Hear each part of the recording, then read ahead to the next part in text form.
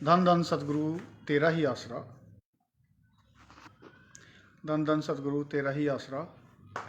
सतगुरु जी की प्यारी साध संगत जी, आज हम हाजिर हैं आपके बीच स्पेशल लाइव प्रोग्राम लेके। आप सभी से रिक्वेस्ट है कि आप जल्दी से इस प्रोग्राम से जुड़ जाएं और चलते हुए प्रोग्राम को आप शेयर कर दें। जब तक आप इस प्रोग्राम को शेयर करते हैं, आइए सुनते हैं विनती का शब्द, धन धन सतगुरु तेरा ही आसरा।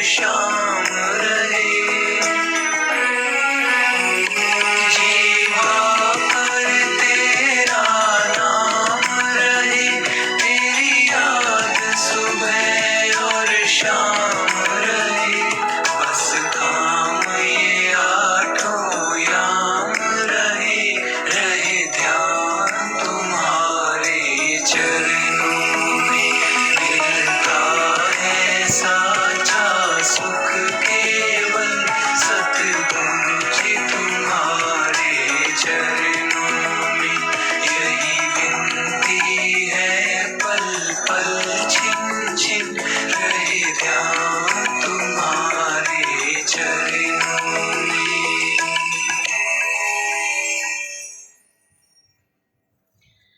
जी, धन धन सतगुरु तेरा ही आसरा। सतगुरु जी की प्यारी साध संगत जी, मैं सैम इंसा ब्लॉक मोहाली पंजाब से आज फिर से आपके रूबरू हाजिर हैं। आज का एक लाइव प्रोग्राम लेके। इस लाइव प्रोग्राम में मेरा जो साथ देंगे मेरे साथी जो हमेशा मेरे साथ लाइव प्रोग्राम में जुड़ते हैं, अवतार सिंह इंसा जी जो कि चीका मंडी से हैं। अगर वो मेरी बात सुन पा रहे हैं तो मैंने उनका कमेंट देखा है वैसे तो भाई जी आप मुझे कैमरा भेज दें अवतार जी, ताकि मैं आपको इस प्रोग्राम में जोड़ सकूं।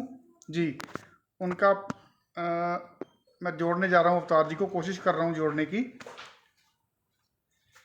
तो सतगुरु जी की प्यारी साध संगत जी, जब तक अवतार सिंह जी हमारे साथ आज के इस लाइव प्रोग्राम को ज्वाइन करते हैं तब तक हम थोड़ी बातचीत कर लेते हैं कि जो आज का लाइव प्रोग्राम हमने रखा है, आज हमारा मन किया कि आज के कल को होली का त्यौहार है, तो आज हम आपके साथ साथ संगत के साथ हम लोग बातचीत करें, इसलिए हमने आज का लाइव प्रोग्राम रखा। चलो आपसे बात भी हो जाएगी। तो मैं जहां तक देख रहा हूँ अवतार जी जुड़ चुके हैं। अवतार जी आपका बहुत बहुत स्वागत है आज के इस लाइव प्रोग्राम के अंदर। धन धन सतगुरु तेरा ही आसरा। धन धन सतगुरु तेरा ही आसरा जी। मालिक की प्यारी साध संगत जी, आप सबसे रिक्वेस्ट है कि आप इस प्रोग्राम को ज्यादा से ज्यादा शेयर कर दें, और मैं उम्मीद करता हूं कि सबको हमारी आवाज ठीक ठाक सुनाई दे रही होगी। कोई एक दो बार आप कमेंट कर दें ताकि हम लोग आज के प्रोग्राम को आगे बढ़ाएं। जी, तो अवतार सिंह जी, आज का जो प्रोग्राम हमने रखा है, साथ संगत के साथ मैं बात कर रहा था कि कल को होली का त्योहार है। हमारे सतगुरु पूजनीय संत डॉक्टर गुरमीत राम रहीम सिंह इंसा जी महाराज, जिनको हमसे विछोड़ा पाए हुए तकरीबन 6 साल हो चुके हैं। 2017 में वो हमें छोड़ के गए थे। मुझे आज भी वो मंजर याद है जब पिताजी हमें छोड़ के गए थे। उसके बाद बहुत से त्योहार आए, दिवाली आई, लोहड़ी आई, होली आई, और भी जितने भी हमारे देश की संस्कृति के अंदर त्योहार हैं, पंजाब हरियाणा के अंदर जितने भी त्योहार मनाए जाते हैं, और भी जितने भी त्योहार हमारी जिसके अंदर लोग खुशियां मनाते हैं, तो मेरे ख्याल में तकरीबन 6 साल हो चुके हैं जब से हमारे पिताजी हमसे विछोड़ा पाके गए हैं। तब तक हमने कोई भी त्योहार नहीं मनाया। जब भी कोई त्योहार आता है तो हमें हमारे सतगुरु की याद जरूर आती है, क्योंकि आज भी जो साथ संगत हमें लाइव सुन रही है, साथ संगत जी आपने भी और हमने तो खुद हजूर पिताजी के साथ बहुत बार होली खेली हुई है। हम खुद पिताजी के साथ होली खेले हुए हैं। तो कल होली का त्योहार है, तो हमारा ध्यान, आज मैं सुबह सोच रहा था कि अगर पिताजी हमारे बीच में होते तो हम लोग ये होली का त्योहार भी अपने सतगुरु के साथ ही मनाते, उसके इलाही रंग के अंदर हम लोग रंग जाते। तो ये बात ने हमें थोड़ा डिस्टर्ब किया, तो हमने सोचा कि चलो आज साथ संगत के साथ अपना ये दुख साझा करते हैं और बातचीत करते हैं। तो अवतार जी, कल होली का त्योहार है, हमारे गुरुजी हमारे बीच में नहीं है, तो आपके मन में जो ठीस है इस बात को लेके, जो दर्द है आपके मन में, क्योंकि मुझे ये पता है कि आपने भी जब से गुरुजी गए हैं कोई त्योहार नहीं मनाया, हमने भी नहीं कोई त्योहार मनाया। बहुत सी ऐसी साथ संगत है जिन्होंने जब से गुरुजी गए हैं तब से कोई त्योहार नहीं मनाया है। तो आप क्या आप कहना चाहेंगे कल के त्योहार के बारे में? आप अपने विचार साथ संगत के रूबरू जरूर रखें। जी अवतार जी। जी, सबसे पहले मैं सारी साथ संगत जी, पूजनीय हजूर पिताजी महाराज जी के पाक पवित्र चरण कमलों में पाक पवित्र नारा बोलता हूँ जी। धन धन सतगुरु तेरा ही आसरा। सैम जी, जैसे आपने बात की अभी होली के इस पावन पर्व की, तो सबसे पहले तो साथ संगत को थोड़ा सा ब्रीफ में 2-4 मिनट के लिए ये बता दें कि होली का जो त्योहार है ये सच्चाई का बुराई के ऊपर जीत का प्रतीक है, क्योंकि जी इस दिन बुराई जली थी और सच की जीत हुई थी। वो कैसे? जैसे इतिहास के अंदर एक छोटी सी कहानी आती है, 1-2 मिनट लगाऊंगा, ज्यादा समय नहीं लूंगा। इतिहास के अंदर एक कहानी आती है कि एक दैत्यराज महाराज हिरण्यकशिपु का नाम आता है।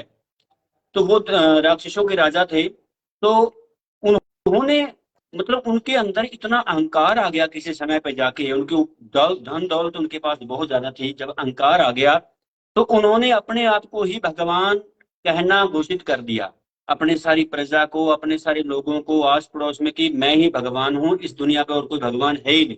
तो उन्होंने वो कहना शुरू कर दिया। लेकिन उनके ही घर में उनकी जो औलाद थी, उन्हीं का एक बेटा था जिसका नाम था प्रहलाद, जो बाद में भक्त प्रहलाद के नाम से भी विख्यात हुए, प्रसिद्ध हुए। तो जो वो प्रहलाद थे, उनके बेटा था, तो वो विष्णु भगवान की आराधना किया करते थे जी।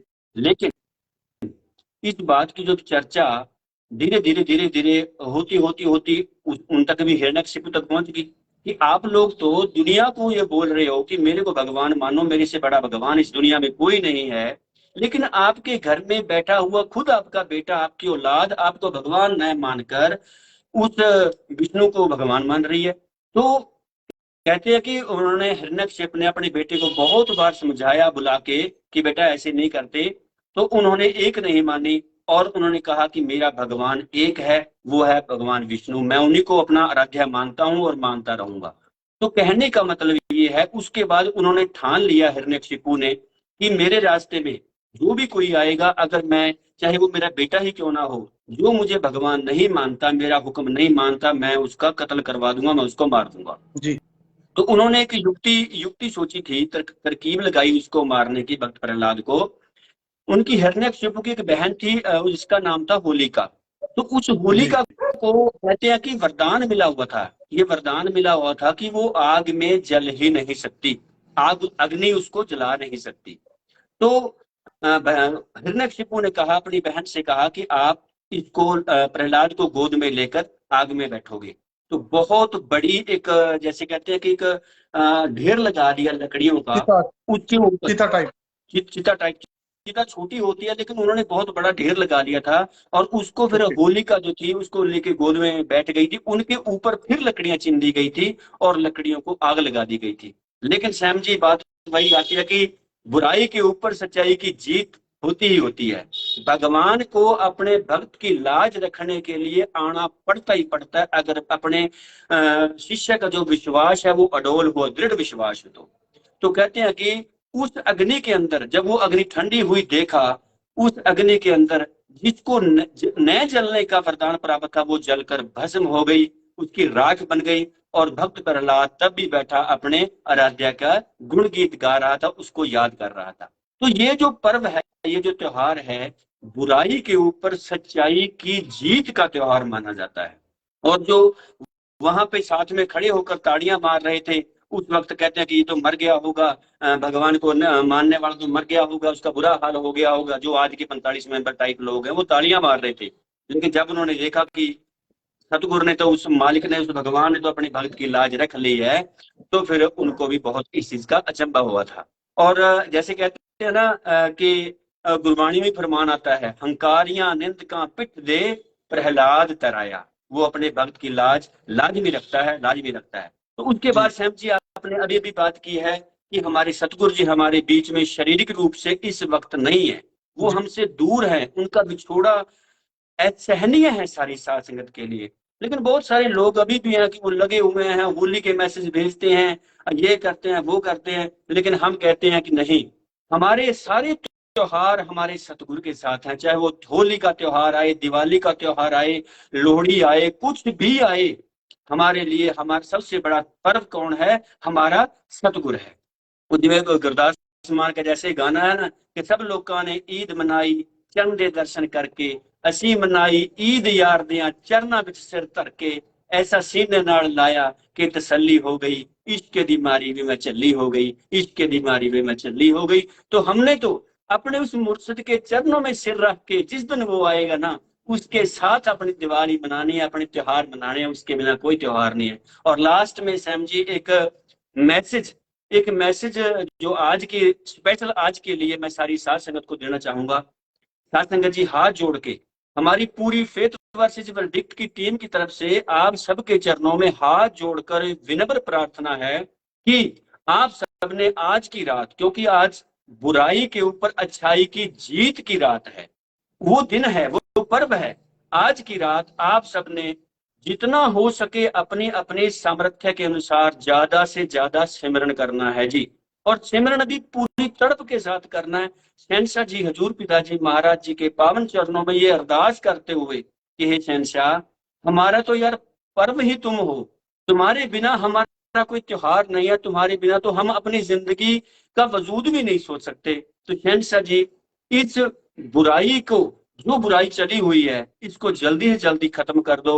आपके ऊपर जो दाग धब्बे लगे हुए हैं उनको धोकर जल्दी से जल्दी, जितनी जल्दी हो सके आप हमारी साथ संगत के बीच में आओ, हम सबके बीच में आओ, हम अपने दर्श दीदार से निहाल करो शहंशाह जी। यही हम सबके बच्चों की पुकार है। आन बान शान पूर्वक सतगुरु जी जल्दी से जल्दी हमारे बीच में आ जाओ। ये एक मैसेज, ये सुनेहा हाथ जोड़कर जहां तक भी मेरी आवाज जाए, साथ संगत जी आपने आज की रात सिमरन ज्यादा से ज्यादा करना है जी, ताकि शहंशाह जी जल्दी से जल्दी हमारे बीच में पधार सके। जी नाम जी। जी अवतार जी, आपने बिल्कुल दुरुस्त फरमाया। होली का आपने इतिहास बताया कि आखिर होली का त्योहार मनाया क्यों जाता है। ये अच्छाई की बुराई के ऊपर जीत है। भक्त प्रहलाद की इस जो स्टोरी जो आपने बताई, ये साक्षी है, ये प्रूव करती है कि जो जैसे गुरबाणी में लिखा हुआ है कि जिसका सतगुरु डाढ़ा होए उसको मार ना सके कोई, वो चीज तब भी प्रूव हुई थी कि जो बुराई के जो अपना बुराई करने वाले, चाहे जितने मर्जी ताकतवर ही क्यों ना हो, चाहे राजा महाराजा सारी दुनिया के ऊपर शासन करने वाले ही क्यों ना हो, और उस परमात्मा का, उस अल्लाह का, वाहिगुरु का जो भक्त होता है, सच्चा भक्त, वो चाहे छोटा बच्चा ही क्यों ना हो, तो वो छोटा बच्चे का भी, वो पूरी दुनिया का जो बादशाह है, जो बुराई का प्रतीक है, अगर वो उसका बाल बांका नहीं कर सकता। ये होली का त्योहार इस चीज का प्रतीक है।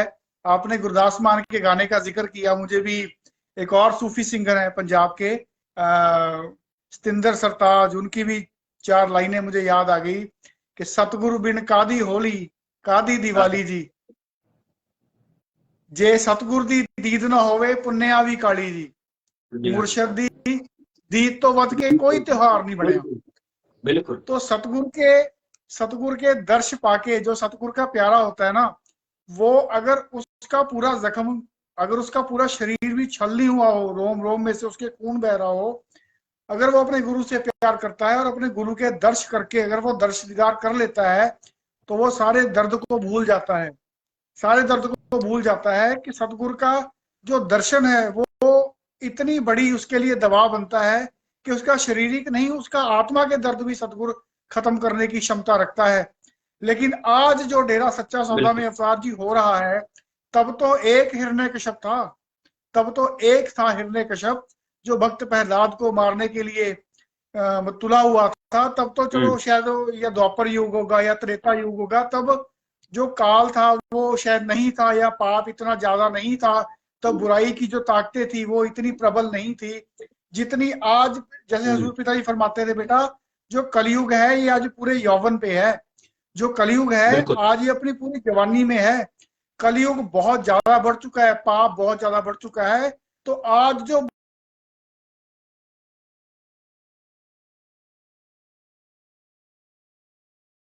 कि आज जो काल महाकाल है वो अपनी पूरी ताकत दिखा रहा है अवतार जी। तो तब तो एक हिरण्यकश्यप था, आज तो बहुत सारे हिरण्यकश्यप हैं। अगर हम अपने दरबार की बात करें, डेरे की बात करें, हमारे डेरे में बहुत बैठे हुए हैं। सबसे बड़ी हिरण्यकश्यप आप देख लें, जो रूधी है, जो हनीप्रीत है, जिसने अपने गुरु के साथ ही साजिश की और अपने गुरु को जेल भेज दिया, उसके बाद उसका साथ दिया। और कौन कौन से राक्षस डेरे में बैठे हुए हैं? राकेश डडबा, ठीक है जी, हर्ष तूरी, ठीक है जी, और भी मैं किस किस का नाम लूं। बहुत से ऐसे लोग हैं जिन्होंने अपने गुरु की पीठ में छुरा घोंप दिया। क्या वो, मेरे ख्याल में ये तो राक्षसों की कैटेगरी से भी आगे निकल गए। राक्षस कम से कम किसी के वफादार तो थे। जो हिरण्यकश्यप के तब साथ देने वाले लोग थे, वो कम से कम हिरण्यकश्यप के लिए तो वफादार थे।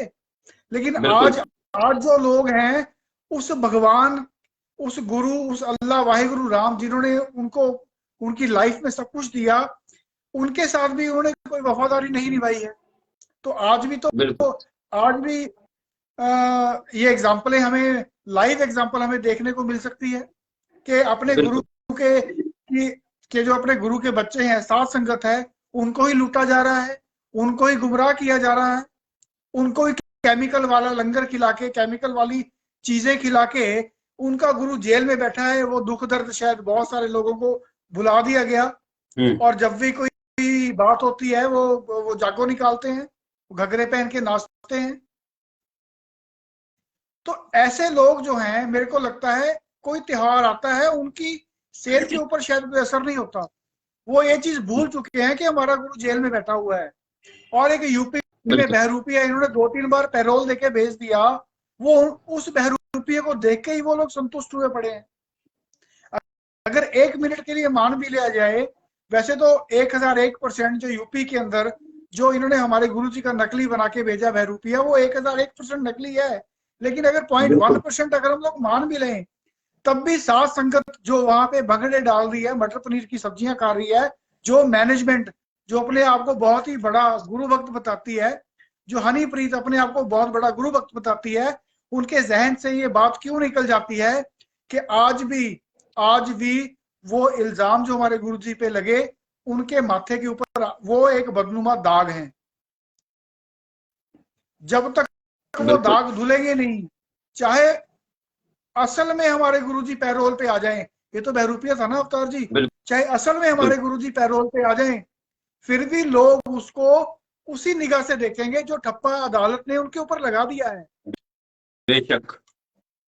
तो ये बात सोचने वाली है, ये बात सोचने वाली है। साथ संगत इस चीज की तरफ ध्यान क्यों नहीं देती? हमारी टीम, हमारी फेथ वर्सेस वर्डिक्ट की टीम बार बार हर लाइव के अंदर, डॉक्टर मोहित गुप्ता इंसान, बहन वीरपाल जी, हम भी आते हैं लाइव, आके हम लोग बार बार साथ संगत को ये चेताने की पुरजोर कोशिश करते हैं कि साथ संगत जाग जाए। आपके जहन से ये बात क्यों भूल जाती है कि बलात्कार का और कत्ल का इल्जाम हमारे गुरु के माथे के ऊपर कोर्ट ने लगा दिया है। अगर हमारे पूज्य गुरु जी असल में भी पैरोल पे आ जाएं, तब भी दुनिया वाले उनको उसी नजर से देखेंगे। बिल्कुल जी, बिल्कुल। साथ संगत जी, आप मांग क्यों नहीं उठाते हैं कि हमारे गुरु जी के केस कोर्ट में कब खुलेंगे? वरना ये आज का, कल का होली का त्योहार छोड़िए अवतार जी, आगे पता नहीं ऐसे कितने त्योहार और आएंगे जो हमें अपने गुरु की गैर हाजिरी में ही अपने दिल के ऊपर पत्थर रख के झेलने पड़ेंगे। बिल्कुल, ऐसे बहुत से त्योहार, पता नहीं और कितने त्योहार आएंगे। जैसे आपने होलिका दहन की एग्जाम्पल देके बाद में आपने एक अरदास करने वाली बात बोली कि हम लोग अपने सतगुरु के चरणों में अरदास करें कि हमारे जो पूज्य गुरु जी है वो पाक साफ होके हमारे बीच में आए। बिल्कुल। तो वो पाक साफ होके कैसे आएंगे अवतार जी? वो तभी आप आएंगे जब कोर्ट के अंदर कार्रवाई को ईमानदारी के साथ निभाया जाएगा। कोर्ट के अंदर ये चीज, क्योंकि जो हरामखोर हमारे डेरे में बैठे हैं, जिन्होंने साथ संगत का पैसा खाना अपना धंधा बना लिया है, जिनके बच्चे साथ संगत के दिए हुए परमार्थ के ऊपर पल रहे हैं, जिन्होंने साथ संगत की परमार्थ के ऊपर बड़े बड़े घर बना लिए, 100 किल्ले जमीन के बना लिए, अपने बच्चे विदेशों में सेटल कर दिए, उनके ना वो एक पंजाबी में कहा ना, हड्डा च हराम पै गया। वो अब काम नहीं करेंगे, उनके हड्ड में हराम पड़ चुका है। जब तक साथ संगत नहीं जागेगी, वो इसी तरीके से साथ संगत से परमार्थ के नाम पे पैसा लेके अपना पेट पालते रहेंगे। बिल्कुल। साथ संगत जी, होली का त्योहार भी आएगा, दिवाली के त्योहार भी आएंगे, लोहड़ी भी आएगी, और बहुत सारे त्योहार आएंगे जो हम लोग मनाते हैं। त्योहार आते थे और आते रहेंगे, लेकिन हमारे गुरु हमारे बीच में नहीं होंगे। ये बात आप याद रखिएगा। और गुरु के बिना कोई भी त्योहार है, ये मैं दिल से बोल रहा हूं, वो जीरो है, बिग जीरो। किसी त्योहार के हमारे गुरु के बिना हमारे लिए कोई मायने नहीं है। बिल्कुल। और जो गुरु से प्यार करते हैं, संगत के लिए भी अपने गुरु के बिना त्योहार के कोई मायने नहीं होने चाहिए। कल होली है, बहुत सी साथ संगत होली खेलेगी। मैं किसी को ये नहीं कहता कि आप खेलें या ना खेलें, वो आपका व्यक्तिगत मामला है। पर आप याद करें, जब हमारे पूजनीय गुरु जी दरबार के अंदर होते थे, जब वो हमारे साथ होली खेलते थे, तब होली खेलना एक अलग ही नजारा होता था। जब सतगुरु अपने रंग में हमें रंगता था, वो नजारा कुछ और होता था। आप वो समय याद करें कि जब वो रंग वाली पिचकारी पिताजी आपके ऊपर डालते थे, तब आपकी आत्मा की खुशी थी वो सातवें आसमान पे पहुंच जाती थी। हम लोग अपने ऊपर फक्र महसूस करते थे, यार हमने अपने रब के साथ होली खेली है, हमने अपने परमात्मा के साथ होली खेली है। साथ संगत जी, क्या आपका मन नहीं करता फिर से कि हम लोग वैसी ही होली अपने सतगुरु के साथ खेलें? तो अगर आप चाहते हैं तो जो डेरे के अंदर बहुत से हिरण्यकश्यप बैठे हैं ना, उनके साथ हमें पंगा लेना पड़ेगा। आपको उनसे सवाल पूछने पड़ेंगे। पूजनीय गुरु जी के वचन है, बेटा आप एक कदम चले, सतगुरु आपकी तरफ 1000 कदम चल के आएगा, लेकिन हम तो एक कदम भी नहीं चल रहे। हो सकता है कि शायद आज मेरी बात किसी को बुरी लगी हो, मैं कुछ ज्यादा बोल गया हूं, लेकिन जब भी कोई त्योहार आता है ना, वो हमारे दिल के ऊपर पत्थर की तरह काम करता है। हमें आज भी वो रात, अवतार जी दिवाली की रात हमें नहीं भूली, जब 2017 में पूजनीय गुरु जी हमें छोड़ के जेल में चले गए थे। सारे घर की लाइटें बंद, और कैसे, मतलब वो जो रात है ना, वो हम कभी भूल नहीं सकते, वो दिवाली की रात। और हर एक त्योहार जो हमारे हिंदुस्तान में जो बड़े त्योहार हैं, जिनको हम लोग मनाते हैं, बहुत से ऐसे त्योहार हैं जिनके बारे में हमें पता होता है, लेकिन हम लोग उनको इग्नोर कर देते हैं, छोटे मोटे आते रहते हैं। मैं उनकी बात नहीं कर रहा। हमारे हिंदुस्तान के फेमस त्योहार हैं, खासकर हमारे पंजाब हरियाणा के, होली होगी, लोहड़ी होगी, दिवाली होगी, ठीक है ना। तो जब ये त्योहार आते हैं ना, तब ये हमारे दिल के ऊपर बिजली की तरह ये बात गिरती है, यार हमारा गुरु हमारे बीच में नहीं है। और उसका सबसे बड़ा कारण हम लोग हैं, हम लोग, क्योंकि हमने अपने गुरु की ना तब सुनी थी, ना आज सुन रहे हैं। तब भी हम अपने आप में मस्त थे अवतार जी, आज भी हम अपनी जिंदगी में, अपने बच्चों में ही मस्त हुए पड़े हैं। आज भी हम लोग मटर पनीर खाने में मस्त हैं, आज भी जागो निकालने में मस्त हैं, आज भी एक बहरूपिये को हमने अपना गुरु मान लिया है। तो हमारा गुरु क्यों आए? तो हमारे डेरे में बहुत से हिरण्यकश्यप बैठे हैं अवतार जी। जी बिल्कुल। आज घोर कलयुग है, तब एक था, आज हमारे डेरे में बहुत बैठे हुए हैं। जी, आप कुछ कहना चाहते हैं तो प्लीज कंटिन्यू करें। जी जी, देखो सैम जी, इसमें पूजनीय हजूर पिताजी महाराज जी ने भी शायद शब्दों के अंदर ही लिखा हुआ, सतगुरु ने भी लिखा हुआ है कि जगत के रंग क्या देखूं, तेरा दीदार काफी। कि कहाँ तो हमने होली खेलनी है, कहाँ तो कच्चे गुलाल के साथ, रंग के साथ, जो हमारा फेस भी खराब कर सकता है, लेकिन क्यों ना हम कोई ऐसी होली का इंतजार करें, इंतजार नहीं कि हमको ऐसी, हमारे दोनों जहां का सतगुरु हमें दोनों जहां के रंग में रंग दे। और एक बात मैं यहाँ पे एक बात याद करानी चाहूंगा आपको यहाँ पे, कि अगर सच्चाई अड़ जाए ना, अपने पांव जमा ले अंगद की तरह, तो बुराई को झुकना पड़ता ही पड़ता है 101%। ये इतिहास गवाह है आज तक का। अरे सैम जी, इतिहास को छोड़िए, अभी ताजा बात कर लेते हैं हम। देखो हिडनबर्ग की रिपोर्ट आई है, छोटी सी हिडनबर्ग की छोटी सी रिपोर्ट आई। उस रिपोर्ट के अंदर पूरी की पूरी सच्चाई लिखी हुई है, विद प्रूफ, विद सबूत। जो अडानी का इतना बड़ा साम्राज्य अडानी ने खड़ा किया था झूठ की बुनियाद के ऊपर, वो धीरे धीरे धीरे धीरे अब एक एक करके ढहता चला जा रहा है। अब ना तो अडानी उस खिलाफ, उसके हिडनबर्ग के खिलाफ कोई बोलते हैं, ना ही वो अदालत में जा सकते हैं। अदालत में अगर जाएंगे उसके खुद के चिट्ठे खुलेंगे, क्योंकि सच्चाई बीच में पड़ी है। तो इसी प्रकार से जो आज हमारी फेथ वर्सेस वर्डिक्ट की टीम है ना, वो भी मैनेजमेंट के लिए और गद्दारों के लिए, इन हिरण्यकशिपों के लिए हिडनबर्ग की रिपोर्ट ही बन चुकी है। अब ये लोग ना तो हमारे खिलाफ बोलते हैं, ना हमारी संगत के बीच में आके हमारे सामने अब बात करते हैं हमारे खिलाफ। भी आओ बात तो करो, कम से कम स्टेज के ऊपर बैठ के बात करें, संगत के बीच में खड़ के बात करें, कहीं प्रेस कॉन्फ्रेंस रख के बात करें। तो बात तो करनी चाहिए। ये बात कर ही नहीं सकते क्योंकि इनके पास झूठ ही झूठ है, इनको खुद को ही पता है कि हम झूठे हैं। और अदालत में तो जाना इनका मतलब ही नहीं है, अदालत में जा ही नहीं सकते क्योंकि इनको पता है कि वहां पे इनके पर्दे खुल जाएंगे। तो इस प्रकार से जब सच्चाई अड़ जाती है ना, सच्चाई होनी सच्चाई चाहिए। पिताजी कहते हैं पल्ले होवे सच तो कोठे चढ़ के नच। तो सच्चाई अगर पल्ले है हमारे तो बुराई चाहे कितनी भी बड़ी हो, बुराई पिताजी कहते हैं बुराई का पहाड़ भी आ जाएगा वो भी टकरा के चकनाचूर हो जाएगा। लेकिन जो शिष्य का विश्वास है वो दृढ़ होना चाहिए अपने सतगुरु के ऊपर। हमारे हौसले हैं वो बुलंद होने चाहिए। आपने बात की थी कि सतगुरु आए क्यों, बिल्कुल उसको क्या जरूरत है, वो तो भगवान है, वो तो दोनों जहां का मालिक है, वो तो बेपरवाह है, उसको कोई परवाह नहीं है ना दुनिया की ना हमारी, उसने कोई ठेका नहीं है उसको।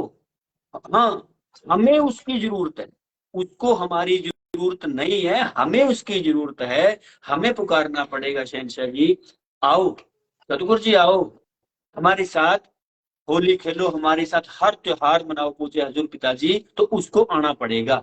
इसलिए हमें उसको बुलाना है, हमने उसको पुकारना है, हमें बुलाना पड़ेगा तब वो आएगा। जब तक हम बुलाएंगे नहीं, अगर एक बच्चा रोएगा नहीं तो माँ उसको दूध कैसे पिलाएगी, क्यों पिलाएगी, वो तो चुपचाप अपना काम करती रहेगी।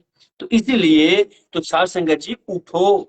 उठने का मतलब हम ये नहीं कहते आपसे कि किसी से लड़ाई झगड़ा करो, किसी की लाठी मारो या किसी का बुरा करो, बुरा किसी का नहीं करना। हम तो हाथ जोड़ के यही कहते हैं, जैसे आपने सैम जी पहले भी बताया कि सवाल पूछो, इन जिम्मेवारों से सवाल पूछिए जो जिम्मेवार गद्दारियां कर चुके हैं, सतगुरु को अंदर बिठाया है जिन लोगों ने। इस हनीप्रीत से सवाल पूछिए। हम सीधा कहते हैं, बाय नेम नाम लेके कहते हैं, हनीप्रीत हमारे गुरु की गद्दार है। मोहनलाल दीवाना जितने भी हैं ये प्रदीप कलेर, हर्ष धूरी, संदीप बरेटा, एरा गैरा, नथु कैरा, गोभी राम, चाहे कोई भी है, ये सारे के सारे गद्दार हैं।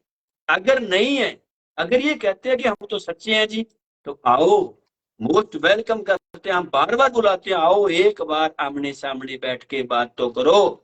अरे तुम तो जिम्मेवार बनाए थे सतगुरु ने, तुम्हारा फर्ज था कि उसकी सच्चाई, उसके साथ हुई साजिशों का सच पूरी दुनिया को बताते, पर तुम क्या बताओगे गद्दारो, क्योंकि तुम लोग खुद गद्दार हो, तुमने गद्दारियां खुद करी हैं। जी सैम जी।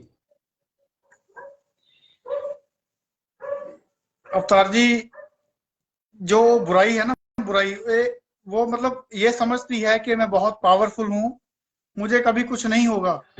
जैसे हिरण्यकश्यप ने ये बात सोची थी कि मुझे कोई नहीं मार सकता, क्योंकि उसने भगवान से शायद कुछ वो लिए थे, वरदान लिए थे कि कोई मुझे हवा में नहीं मार सकता, कोई यहाँ मतलब ऐसे था उसका कि किसी तरीके से कोई मुझे मार नहीं सकता।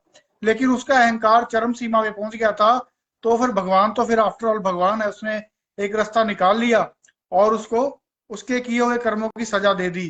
किसी कोई इंसान ये कमेंट कर रहा है कि उसके पास तो शक्तियां थी, उसके पास तो भक्ति की शक्ति थी, फिर भी उसका अहंकार बलि चढ़ गया, फिर भी उसको उसके किए हुए कर्मों की सजा मिली। तो आज के इस लाइव के माध्यम से मैं, अगर मैनेजमेंट के लोग आज हमें सुन रहे हैं, हनीप्रीत हमें सुन रही है, तो आप सोचिए कि आपके पास कौन सी भक्ति है, आपके पास कौन सी शक्तियां हैं, ये आप सोचें। लेकिन आप ये भी सोचें कि अगर आपके पास की भक्ति नहीं है या आपके पास शक्तियां नहीं है, लेकिन फिर आप सोचें कि आपका अहंकार है वो किस सीमा पे पहुंच चुका है। अगर हिरण्यकश्यप जैसे लोग जिनको वरदान प्राप्त थे वो अपने कर्मों की सजा से नहीं बच पाए, तो आप लोग ये मत सोचना कि आप कमरों में बंद मीट, जैसे पिताजी बोलते होते थे कि आप कमरों में बंद मीटिंगें कर रहे हो, हमें सब पता है। तो आप ये मत सोचना कि वो सतगुरु को आपके बारे में कुछ नहीं पता है और आप अपने किए हुए कर्मों से बच जाएंगे। जैसे लास्ट लाइन में अवतार जी हमने बोला था कि अब भी समय है, अभी सतगुरु ने रस्सा कसना शुरू कर दिया है। अगर हम देखें जिन जिन लोगों ने हमारे गुरु जी के ऊपर साजिशें रचने में साथ दिया, चाहे वो पंजाब की सरकार रही हो, चाहे वो हरियाणा की सरकार रही हो, चाहे वो चौधरी देवीलाल थी जो शायद अपना चौटाला की पार्टी थी, उसने भी हमारे डेरा सच्चा सौदा की या हमारे गुरु जी की खिलाफत करने की कोशिश की। तो आज उनका ऑलमोस्ट नामो निशान मिट चुका है। हरियाणा के अंदर आज उनको कुत्ता भी नहीं पूछता। ऐसे ही पंजाब के अंदर जो बादल सरकार थी, उसने भी जो 2007 के अंदर जो प्रेमी और सिखों का क्लैश हुआ, उसकी सारी साजिश रची गई। हमारे पूजनीय गुरु जी के पास कोई ड्रेस भेजी, ठीक है ना, बाद में उस मुद्दे को बहुत ज्यादा दुनिया में उठा दिया, और जो सिख संगतें हैं जिनको हमारे गुरुजी अपनी जान से ज्यादा प्यार करते हैं, क्योंकि हमारे गुरुजी सारी कायनात को, हर धर्म हर जात के लोगों से बेइंतहा प्यार करते हैं, सबको बराबर दर्जा देते हैं। ऐसे ही सिख भी उनके लिए बिल्कुल बराबर दर्जे में है। सबको हमारे पूजनीय गुरुजी प्यार करते थे, करते हैं और करते ही रहेंगे। उन्हीं सिखों और डेरा प्रेमी को क्लैश करवाया बादल परिवार ने हमारे डेरे की मैनेजमेंट के साथ साजिश रच के। तो अभी उनके भी किए हुए कर्मों की सजा उनको मिलनी शुरू हो चुकी है, क्योंकि गुरु ग्रंथ साहिब जी की जो बेअदबी थी, जो कोटकपूरा गोलीकांड जो हुआ, जो इन्होंने इल्जाम हमारे गुरुजी के ऊपर मैनेजमेंट के साथ मिलके लगवाए, अब वो रस्सा कसना परमात्मा का लोगों को लग रहा है कि आम आदमी पार्टी की सरकार ने चार्जशीट दाखिल की है और उनको सम्मन जारी हो चुके हैं, और भी आगे किए हुए कांड के अंदर उनका नाम आता जा रहा है। तो ये लोगों को लगता है, क्योंकि परमात्मा कभी कोई भी काम खुद नहीं करता, वो करता इंसानों के थ्रू है। अभी ये पार्टी पंजाब के अंदर चेंज हुई है, तो उनको उनके कर्मों की सजा आगे मिलेगी, इसकी शुरुआत हो चुकी है। तो आपने इनके साथ मिलके अपने ही गुरु के खिलाफ साजिश की। हो सकता है कि आपका गुरु आपको ज्यादा प्यार करता हो, इसीलिए आपको वो समय दे रहा है, क्योंकि आपने उसको अपना गुरु धारण किया हुआ है, आपने उनसे नाम शब्द की प्राप्ति की हुई है, आपने उसकी संगत की है, आपने उसके दर्शन किए हैं, आपने उसके दरबार का लंगर खाया है, लेकिन फिर भी आपने नमक खा के नमक हरामी की। सतगुरु हो सकता है आपको बख्शना चाहता हुआ, जो आपको समय दे रहा है, लेकिन बहुत ज्यादा समय नहीं है। अब जो रस्सा है वो टाइट होना शुरू हो गया है, वो रस्से का फंदा जल्द ही आपके गले तक पहुंचेगा, जरूर पहुंचेगा। जो साध संगत को डेरा सच्चा सौदा की जो मैनेजमेंट है, जिन्होंने साजिश की, साध संगत को खून की आंसू रुलाया, आज जो कल होली का त्योहार आ रहा है, हमारे दिल के ऊपर क्या बीत रही है। आज हमारी आत्मा रो रही है, ये रोने का कारण हमारे डेरे की मैनेजमेंट भी है। तो आप ये मत सोचना कि आप बच जाओगे, आपको आपके किए हुए कर्मों की सजा नहीं मिलेगी। तो ये आपको सजा मिलनी तय है। आपका अहंकार चरम सीमा पे पहुंच चुका है, ये चीज हमें नजर आ रही है, क्योंकि आप साध संगत को कुछ समझना ही आपने बंद कर दिया है। कोई आपसे सवाल पूछे तो आप उसको गद्दार बोलना शुरू कर देते हो। कोई साध संगत के बीच में जाए साध संगत को समझाने के लिए, तो आप अपने गुंडे मेंबरों के द्वारा छेड़छाड़ के आरोप लगवा देते हो, आप आंखों में मिर्चियां डलवा देते हो, आप जान से मारने की कोशिश करते हो। अगर साध संगत सच्चाई बताने वाली टीम को अपने पास बुलाती है, तो आप गुंडे इकट्ठे कर लेते हो उनको मारने के लिए। ये आपका अहंकार है जो चरम सीमा पे पहुंच चुका है, और हम अपने सतगुरु से दुआ करते हैं कि ये आपका अहंकार जल्दी टूटे, या तो आपको सद्बुद्धि नेक अकल आ जाए, नहीं तो फिर आपके कर्मों की सजा जल्द से जल्द आपको मिले। क्योंकि जब तक आप लोगों के किए हुए गुनाहों का कच्चा चिट्ठा सारी दुनिया के सामने नहीं आएगा, तब तक हमारे गुरु की सच्चाई अवतार जी दुनिया के सामने नहीं आएगी। बिल्कुल, क्योंकि डेरे सच्चा सौदा के अंदर जो कत्ल के इल्जाम हमारे गुरु जी के ऊपर लगा दिए गए हैं, वो कत्ल तो हुए हैं, ये बात तो तय है, वो कत्ल तो हुए हैं। ये बात पक्की है कि हमारे गुरु जी कत्ल करने के बारे में कभी सोच ही नहीं सकते। अगर कत्ल हुए हैं तो किए तो हमारे डेरे में से ही किसी मैनेजमेंट के किसी मेंबर ने है, तो उस किसी के किए हुए गुनाह की सजा हमारे पूज्य गुरु जी भोग रहे हैं। तो जब तक वो जो असली गुनहगार है वो सामने नहीं आएगा, तब तक हमारे गुरु जी बाहर कैसे आएंगे? तब तक ये बदनुमा दाग जो हमारे गुरु जी के माथे के ऊपर कोर्ट ने लगा दिया है, वो कैसे धुलेगा? इसलिए मैं ये दुआ करता हूँ अपने सतगुरु के चरणों में कि पिताजी इनकी सच्चाई जल्द से जल्द दुनिया के सामने आए, असली गुनहगार दुनिया के सामने आप लेके आए, आप कोई ऐसा रास्ता बनाए। हमें पता है आप चमत्कार नहीं करोगे अपने आप को बचाने के लिए, लेकिन आप कोई ऐसा रास्ता बनाए। हम लोग 2018 से हमारी टीम ये अरदास करती आ रही है पिताजी के चरणों में, जब से फेस वर्सेस वर्डिक्ट की टीम बनी है। हमारे साथ हजारों लाखों लोग जुड़ चुके हैं, चाहे वो सामने आए चाहे ना आए। ये साध संगत की अरदास हर रोज पूज्य पिताजी के चरणों में होती है।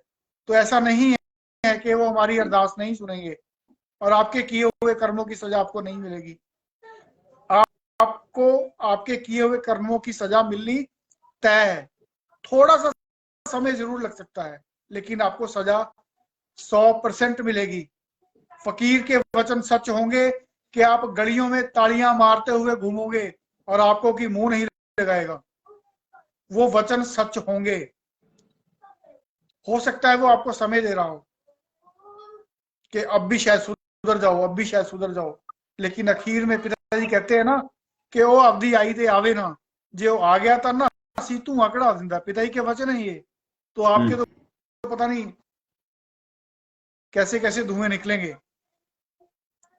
तो मैं भी अवतार जी यही साथ संगत से आज के इस लाइव के माध्यम से अनुरोध करता हूं कि जितना हो सके आज आप जरूर सिमरन करें और पूज्य गुरु जी के चरणों में तड़फ के साथ ये अरदास करें। पिताजी, ये कल को होली का त्योहार है, हम आपके बिना बैठे हुए हैं, आप कृपा करें, जो असली गुनहगार हैं उनकी सच्चाई सामने आए, सारी दुनिया के सामने आए, वो जेल में जाए, आप शानो शौकत के साथ, जैसे आपने शेर दिल मूवी में दिखाया है कि धरती रक्षक वापस आया, वैसे पूरी शानो शौकत के साथ आप वापस आए और अगला होली का त्योहार हम आपके साथ मनाएं।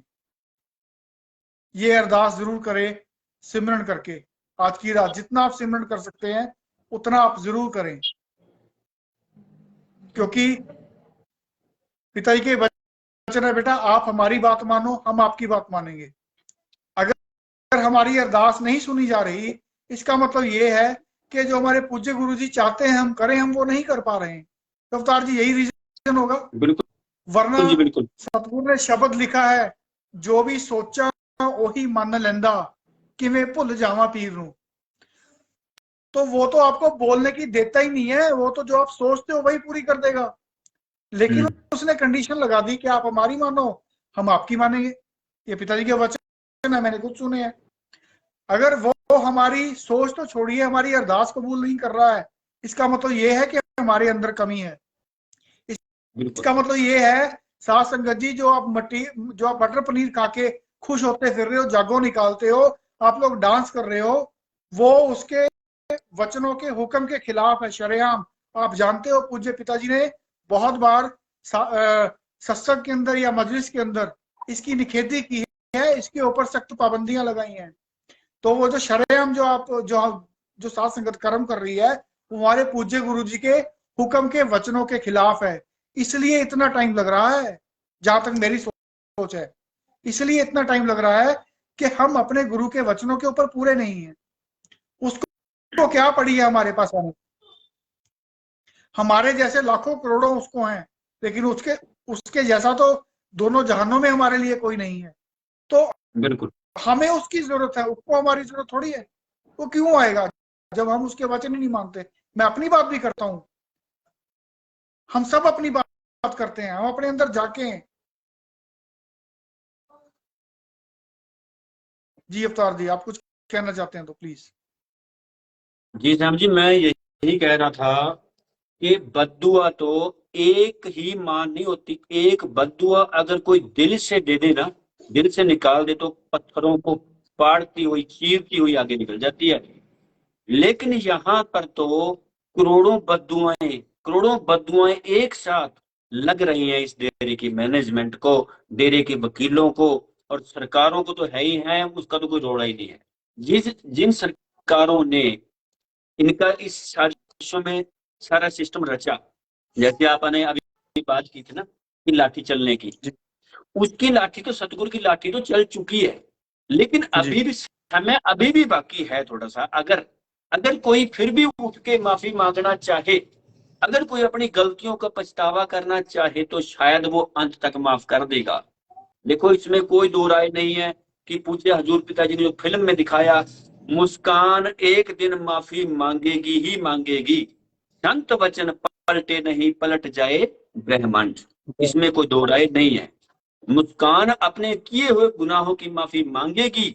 वो खुद हनीप्रीत जो है, वो खुद अपने मुंह से, अपनी जुबान से ये कबूल करेगी कि हाँ, मैं अपने गुरु को, अपने बाप को मारने के लिए आई थी, मुझे फिट किया गया था और मैं एक आतंकवादी हूं, ये खुद मैं वो मानेगी, क्योंकि सतगुरु ने फिल्मों के अंदर दिखा दिया है।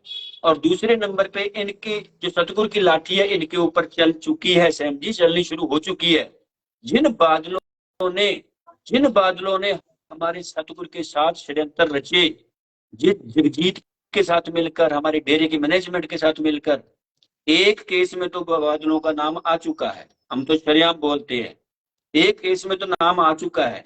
अब बैबल कला का भी पीछे खबर आई थी कि बैबल कला का भी जो चलान पेश होना है।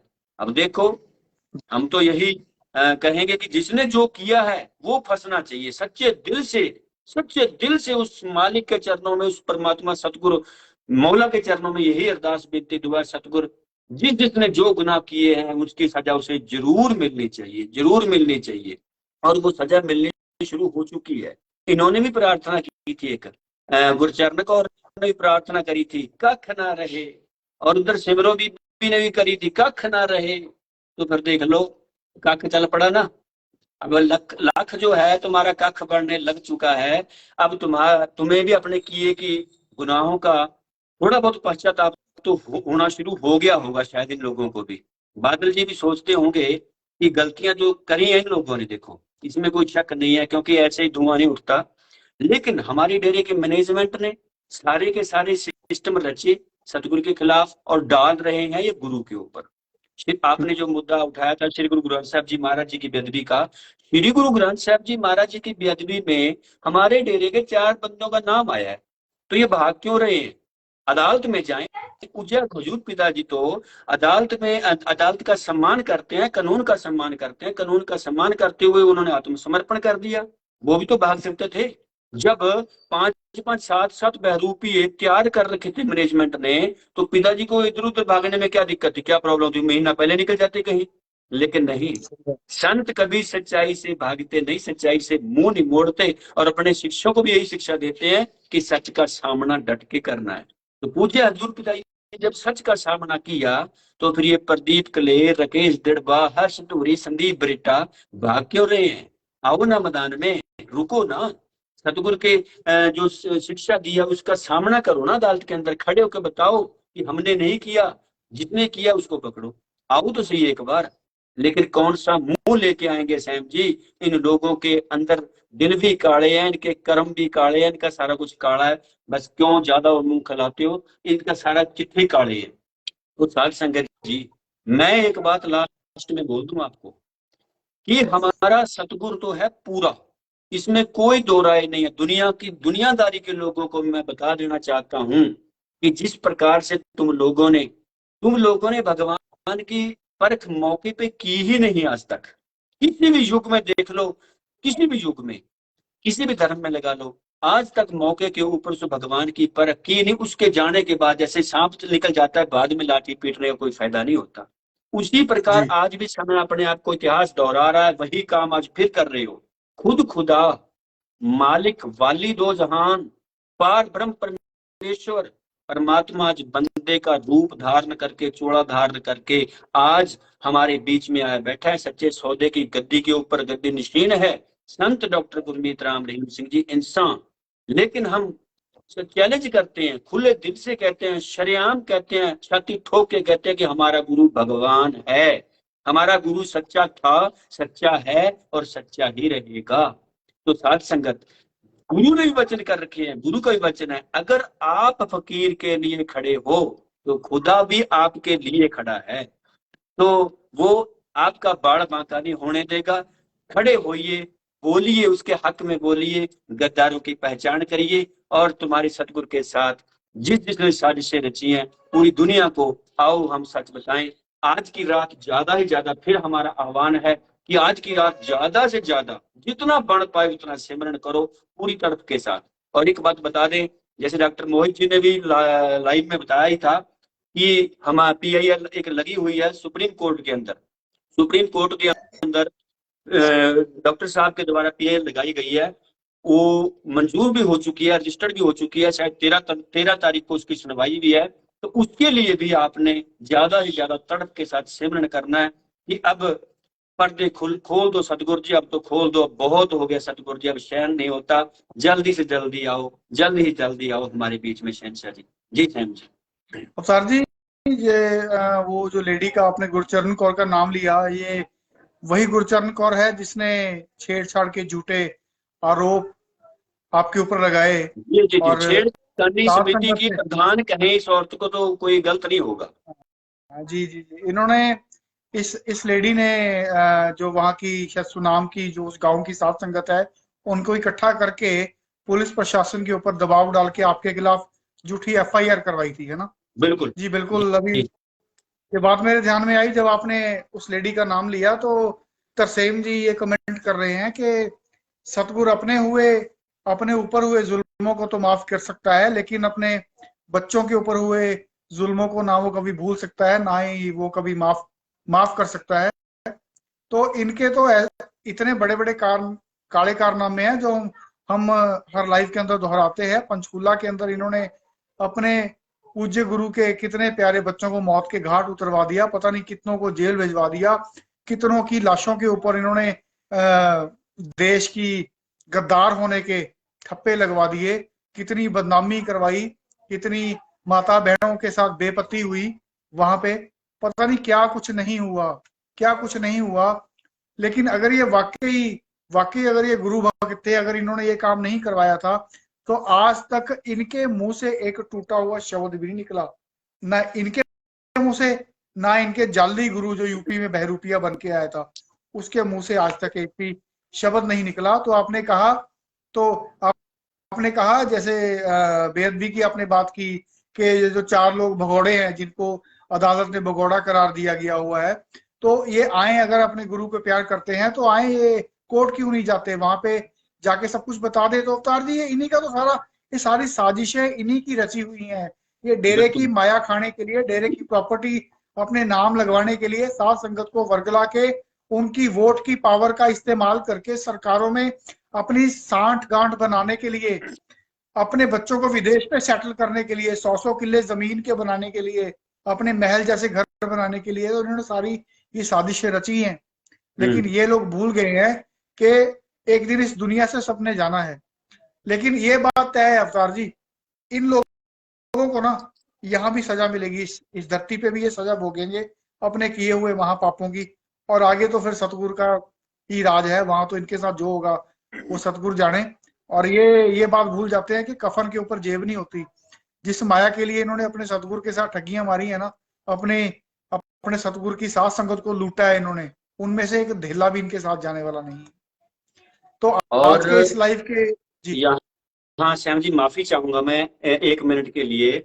ये भी बात संगत को याद करवा दें, रिवाइव करवा दें कि जिस काम के लिए इन लोगों ने बहरूपियों को बुलाया था ना, जिस काम के लिए फिट किया है बहरूपिया पूज्य हजूर पिताजी के भेष में, तो उसके रिजल्ट भी देखो आने शुरू हो गए कैसे।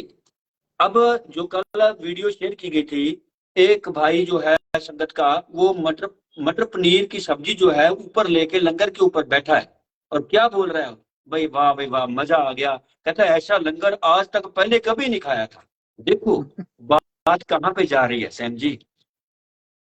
ये लोग कह रहे हैं या